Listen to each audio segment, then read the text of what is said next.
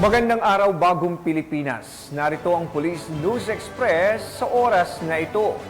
Nagtulungan ang mga tauhan ng PNP Special Action Force at iba't ibang ahensya ng pamahalaan sa pagsasagawa ng road clearing operation sa Tabuk City, Kalinga.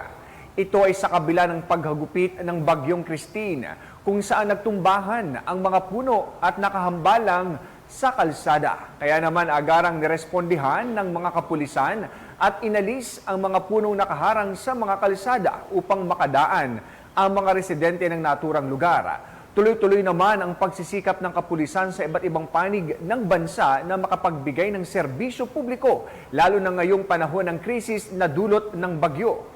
At para sa iba pang updates sa Bagyong Christine at kalagayan ng panahon, laging tumutok sa Police News Network. Alagad ng batas, tagataguyod ng Balitang Pulis. Ako po, si Police Captain Numer Macaraig para sa Police News Express.